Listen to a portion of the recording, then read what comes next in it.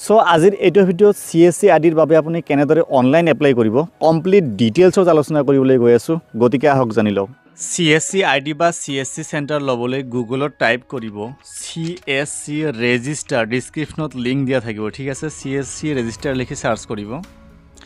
search কৰাৰ পিছত প্ৰথম যেটো লিংক আহিব register.csc.gov.in প্ৰথম লিংকত ক্লিক কৰিব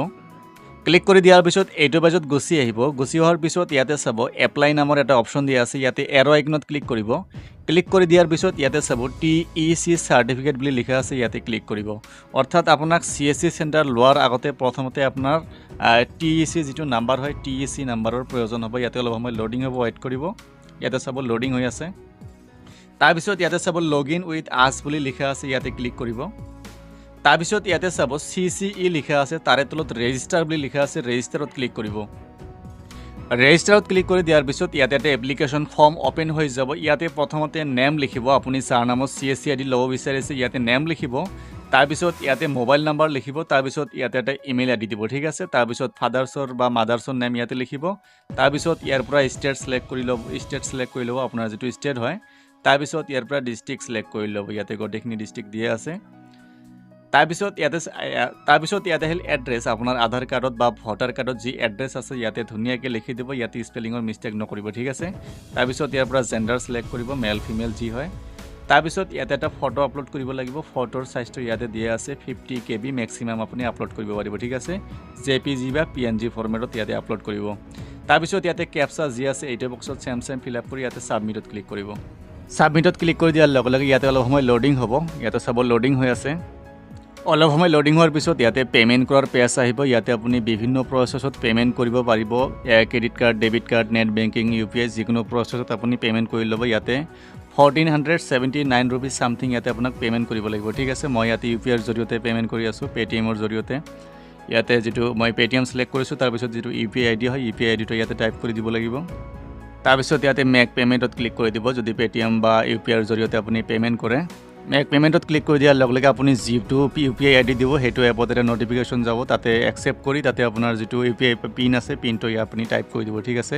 ইয়াতে চাব পেমেন্ট হৈ আছে ইয়াতে টাইমিং চলি আছে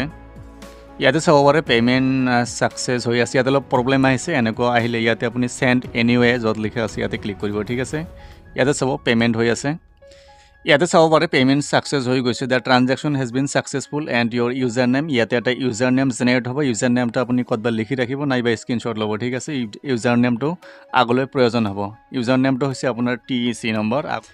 পেমেন্ট সাকসেসফুল হোৱাৰ পিছত ইয়াতে আকৌ আপুনি বেক আহিব বেক হোৱাৰ পিছত ইয়াতে আকৌ এপ্লাইত ক্লিক কৰিব এপ্লাইত ক্লিক কৰি দিয়াৰ পিছত ইয়াতে নিউ ৰেজিষ্ট্ৰেচনত ক্লিক কৰিব নিউ ৰেজিষ্ট্ৰেচনত ক্লিক কৰি দিয়াৰ পিছত ইয়াতে চাব সিলেক্ট এপ্লিকেশন টাইপ ইয়াৰ পৰা যেটো CSC VLE অপচন আছে এই অপচনটো চুজ কৰিব ঠিক আছে তাৰ পিছত ইয়াতে চাব TEC সাৰ্টিফিকেট নাম্বাৰ খুজি আছে ইয়াতে আপুনি পেমেন্ট কৰাৰ পিছত অলপ আগতে যেটো ইউজাৰ নেম পাইছে ইউজাৰ নেমটো হৈছে আপোনাৰ TEC নাম্বাৰ ঠিক আছে আপোনাৰ যেটো ইউজাৰ নেম আছিল ইয়াতে ইউজাৰ নেমটো ইয়াতে ফিল আপ কৰিব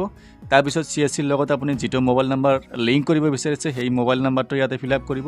ফিল আপ কৰাৰ পিছত ইয়াতে ক্যাপচা যি আছে ক্যাপচা ফিল আপ কৰি ইয়াতে সাবমিটত ক্লিক কৰিব ঠিক আছে সাবমিটত ক্লিক কৰি দিয়াৰ লগে লগে ইয়াতে মোবাইল নাম্বাৰত এটা OTP আহিব যেটো মোবাইল নাম্বাৰ দিব ইয়াতে OTP টো ফিল আপ কৰি দিব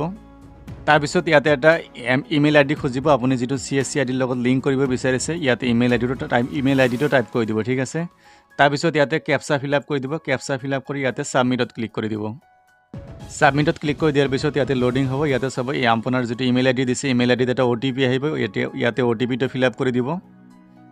ইমেইলৰ OTP টো ফিল আপ কৰাৰ পিছত ইয়াতে ক্যাপচা ফিল আপ কৰি দিব তাৰ পিছত ইয়াতে সাবমিট বুলি লিখা আছে ইয়াতে সাবমিটত ক্লিক কৰি দিব ইয়াতে অলপ সময় লোডিং হ'ব সাবমিটত ক্লিক কৰি দিয়াৰ লগে লগে ইয়াতে কিছুমান ডিটেইলছ অটোমেটিক ফিল আপ হৈ আহিব যিখিনি ডিটেইলছ ইয়াতে ফিল আপ কৰা নাই সেইখিনি ফিল আপ কৰিব লাগিব ঠিক আছে ইয়াতে আধাৰ নাম্বাৰ খুজি আছে ইয়াতে আধাৰ নাম্বাৰটো ফিল আপ কৰি দিব তাৰ পিছত ইয়াতে চাব ডেট অফ বাৰ্থ আহি গৈছে নেম আহি গৈছে ইয়াৰ পৰা যেটো ষ্টেট হয় ষ্টেটটো সিলেক্ট কৰিব তাৰ পিছত যেটো ডিস্ট্ৰিক্ট হয় ডিস্ট্ৰিক্টটো ইয়াৰ পৰা নেদৰে সিলেক্ট কৰি ল'ব ঠিক আছে তাৰ পিছত ইয়াতে লোকেশন টাইপ আৰবান ৰুৰাল যি হয় সিলেক্ট কৰিব তাৰ পিছত অথেন্টিকেশন আপুনি কেনেদৰে কৰিব OTP আইডিছ মই ইয়াতে OTP সিলেক্ট কৰিছো তাৰ পিছত ইয়াতে ক্যাপচা ফিল আপ কৰিব ক্যাপচা ফিল আপ কৰাৰ পিছত ইয়াতে টিক মাৰ্ক দিয়াৰ পিছত ইয়াতে আকৌ সাবমিটত ক্লিক কৰি দিব সাবমিটত ক্লিক কৰি দিয়াৰ পিছত ইয়াতে অলপ সময় লোডিং হ'ব প্লিজ ওয়েট তাৰ পিছত ইয়াতে চাব তাৰপিছত ইয়াতে আই হেয়াৰ বাই ইয়াতে টিক মাৰ্ক দিব টিক মাৰ্ক দিয়াৰ পিছত ইয়াতে SMS আৰু ইমেইল সিলেক্ট কৰি জেনেৰেট OTP বুলি লিখা আছে জেনেৰেট OTP ক্লিক কৰিব ঠিক আছে ইয়াতে OTP অপচনটো সিলেক্ট কৰি ৰাখিব ইয়াতে OTP জেনেৰেট হৈ আছে ইয়াতে মোবাইল নাম্বাৰ আৰু ইমেইলত এটা OTP আহিব ইয়াতে OTP টো ফিল আপ কৰি দিব দুয়োটা OTP সেম হ'ব ঠিক আছে ইয়াতে যিকোনো এটা ফিল আপ কৰি দিলে হ'ল ইমেইলৰ নাইবা মোবাইল নাম্বাৰৰ OTP ফিল আপ কৰি ইয়াতে ভ্যালিডেট OTP ত ক্লিক কৰিব ইয়াতে চাব ভ্যালিডেট হৈ আছে OTP তাৰপিছত ইয়াতে চাব এইটো পিছত আপুনি গুছি আহিব ইয়াতে ইমেইল আইডি মোবাইল নাম্বাৰ এইবিলাক গোটেই ভেৰিফিকেশন হৈ গৈছে ইয়াতে এটা ফটো আপলোড কৰিব লাগিব এপ্লিকেন্ট ইমেজ 20 KB ৰ ভিতৰত আপলোড কৰিব লাগিব ঠিক আছে ইয়াতে ব্ৰাউজ ফলত ক্লিক কৰি আপুনি ফটোটো আপলোড কৰি ল'ব এটা চাবৰে ফটো আহি গল তাৰপিছত ইয়াতে আহিল ইয়াতে আপোনাৰ যেটো আপুনি CSC বা দোকানৰ নাম ৰাখিব বিচাৰিছে ইয়াতে নামটো টাইপ কৰি দিব ঠিক আছে আপোনাৰ নিজৰ নাম নহয় ঠিক আছে আপোনাৰ দোকানৰ নাম ইয়াতে ফিল আপ কৰি দিব বা CSC ৰ আপুনি কি নাম ৰাখিব বিচাৰিছে ইয়াতে ফিল আপ কৰিব তাৰপিছত ষ্ট্ৰীট লিখিব আপোনাৰ CSC চেণ্টাৰটো ক'ত ৰাখিব তাৰে আপোনাৰ ৰডৰ যদি কিবা নাম থাকে ইয়াতে লিখি দিব নাইবা ভিলেজৰ বা টাউনৰ নামটো লিখি দিলে কোনো অসুবিধা নাই ঠিক আছে তাৰপিছত ইয়াতে চাব ষ্টেট ডিস্ট্ৰিক্ট অটোমেটিক আহি গৈছে সাব ডিস্ট্ৰিক্ট আপোনাৰ যেটো হয় ইয়াৰ পৰা সিলেকশন কৰিব তাৰপিছত পঞ্চায়ত যেটো হয় ইয়াৰ পৰা সিলেকশন কৰিব ঠিক আছে তাৰপিছত ইয়াতে আহিল ভিলেজ টাউন সিটি ইয়াৰ পৰা সিলেক্ট কৰিব তাৰপিছত পিন কোড পুলিশ ষ্টেচন এইবিলাক বেসিক ডিটেইলছ আপোনাৰ এড্ৰেছত যি লিখিব লাগে ইয়াতে গোটেইখিনি ফিল আপ কৰি দিব এইখিনি আপুনি পাৰিব তাৰপিছত ইয়াতে আহিল লেটিটিউড আৰু লংটিটিউড এই দুয়োটা যদি আপোনাৰ বহোৱা ইয়াতে অলট পালট হৈ যায় ভুল হয় তেনে ক্ষেত্ৰত আপোনাৰ CSC এপ্লিকেশনটো ৰিজেক্ট হ'ব ঠিক আছে এইটোৱে হৈছে ইয়াতে মেইন পইণ্ট ইয়াতে আপুনি পইণ্ট অন ম্যাপত ক্লিক কৰিব ম্যাপত ক্লিক কৰি দিয়াৰ পিছত আপোনাৰ CSC চেণ্টাৰটো কোনটো লোকেশনত হয় ইয়াতে একুৰেট লোকেশনটো ইয়াৰ পৰা আপোনাক চুজ কৰিব লাগিব ঠিক আছে পইণ্ট কৰিব লাগিব ইয়াতে ম্যাপটো ওলাই যাব ইয়াৰ পৰা আপুনি ম্যাপটো ওলাই যাব ম্যাপৰ পৰা ইয়াতে আপোনাক সিলেকশন কৰিব লাগিব ঠিক আছে কোনটো এৰিয়াত হয় একেবাৰে একুৰেট লাগিব ঠিক আছে যদি ইয়াৰ পৰা আপুনি কৰিব নোৱাৰে আপুনি যেটো লোকেশনত লৈ যাব ইয়াতে চাব অটোমেটিক লেটিটিউড লংটিটিউড যেটো আছে এটো এড হৈ যাব যদি ইয়াৰ পৰা আপুনি কৰিব নোৱাৰে মই ইয়াতে আপোনাক এটা সহজ প্ৰসেস দেখুৱাইছো ঠিক আছে